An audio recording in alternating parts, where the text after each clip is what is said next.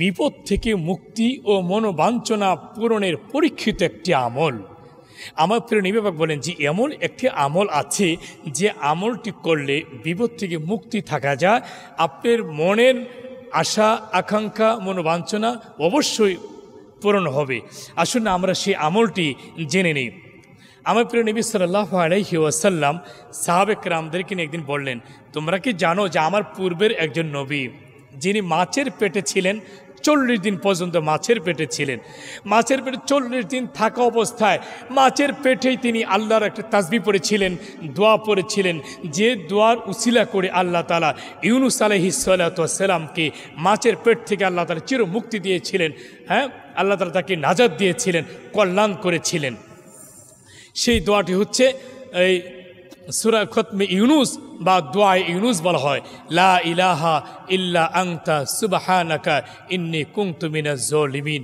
এটা ইউনুস আলাইহিস সালাতু ওয়াস সালাম পবিত্র কোরআন পাকের মধ্যে এই আয়াতটুকু পড়েছিলেন, হে আল্লাহ, আপনি আমাকে এমন একটি দোয়া শিখিয়ে দিন, ওয়াজান্নুনি ইজ যাহাবা মুগাদিবান ফাযান্না আল্লা নাকদিরু আলাইহি ফানাদা ফিজ জুলুমাতি আল্লাহ।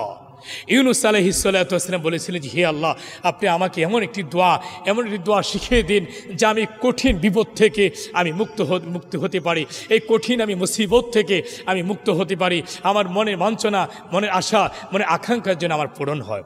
আল্লাহ তাআলা বলছিলেন, লা ইলাহা ইল্লা আনতা সুবহানাকা ইন্নী কুনতু মিনাজ জালিমিন, লা ইলাহা ইল্লা আনতা সুবহানাকা ইন্নী কুনতু মিনাজ জালিমিন। হে পয়গম্বর, আপনি মাছের পেটে থেকেই আপনি এই দোয়াটা পড়েন, এই দোয়া ইউনুস, এই দোয়াটার নাম হচ্ছে খতমে ইউনুস বলে বা দোয়া ইউনুস বলা হয়। লা ইলাহা ইল্লা আনতা সুবহানাকা ইন্নী কুনতু মিনাজ জালিমিন, লা ইলাহা ইল্লা আনতা সুবহানাকা ইন্নী কুনতু মিনাজ জালিমিন।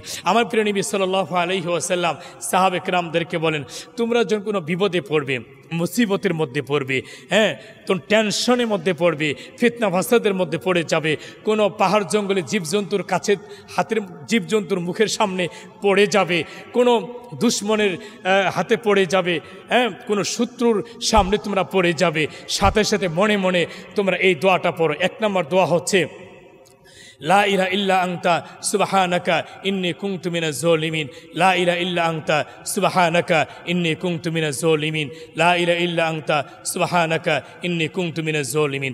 এই দোয়াটা তোমরা পড়ো আর আল্লাহর কাছে তোমরা পানা চাও, হে আল্লাহ, আমাকে এই বিপদ থেকে উদ্ধার করো, আমাকে এই বিপদ থেকে তোমরা রক্ষা করো। এই দোয়াটা তোমরা ওই মুহূর্তের মধ্যে পড়লে যত বড় কঠিন বিপদ থাকুক, যত বড় মুসিবত থাকুক, ফিতনা ফাসাদ থাকুক, আযাব গজব থাকুক, আপনার সম্পূর্ণ মনোবাঞ্ছনা অবশ্যই আল্লাহ তাআলা আপনাকে পূরণ করে দিবেন।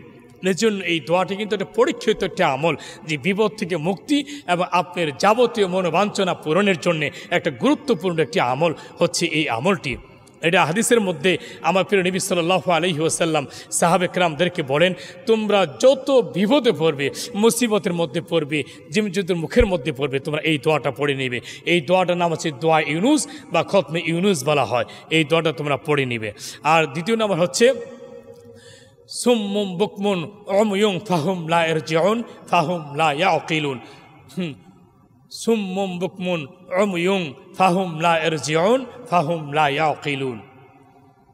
এই দোয়াটা হলো দ্বিতীয় আমল। এই দোয়াটা তো পড়বে। তৃতীয় নাম্বার আমল কথা বলছেন, লা হাওলা ওয়ালা কুওয়াতা ইল্লা বিল্লাহ, লা হাওলা ওয়ালা কুওয়াতা ইল্লা বিল্লাহ, লা হাওলা ওয়ালা কুওয়াতা ইল্লা বিল্লাহ, লা হাওলা ওয়ালা কুওয়াতা ইল্লা বিল্লাহ, আস্তাগফিরুল্লাহ আস্তাগফিরুল্লাহ। এটা পড়তে পারেন, আস্তাগফিরুল্লাহ আস্তাগফিরুল্লাহ আস্তাগফিরুল্লাহ। এটা সম্পূর্ণ পড়তে পারেন, আস্তাগফিরুল্লাহ রাব্বি মিন কুল্লি জামবিউ ওয়া আতুবু ইলাইহি, লা হাওলা ওয়ালা কুওয়াতা ইল্লা বিল্লাহিল আলিয়্যিল আযীম। এটা আপনি পড়তে পারেন। আর সমস্ত বিপদ থেকে উদ্ধারের জন্য একটা রহমতময় একটি দোয়া আমার প্রিয় নবী বলছেন, সেটা হলো দুরূদ শরীফ।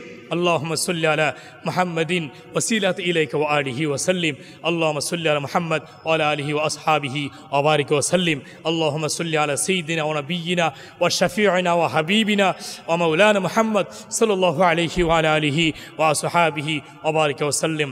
দুরুদ ইব্রাহিম পড়তে পারেন, আল্লাহুম্মা সাল্লি আলা মুহাম্মাদি ওয়া আলা আলি মুহাম্মাদ কামা সাল্লাইতা আলা ইব্রাহিম ওয়া আলা আলি ইব্রাহিম ইন্নাকা হামিদুম মাজিদ।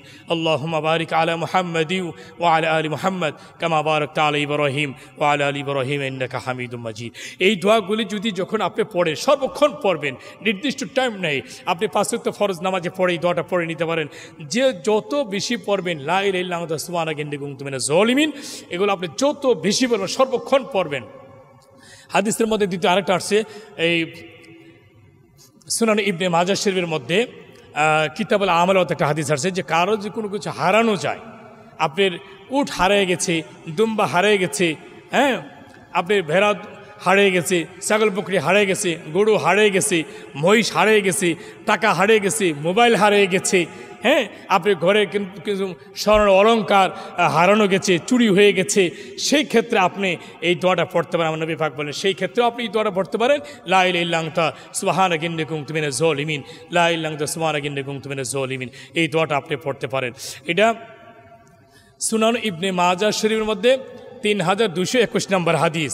আবার ইবনে শামালে তিরমিজি শরীফের ভিতরে 2123 নম্বর হাদিস।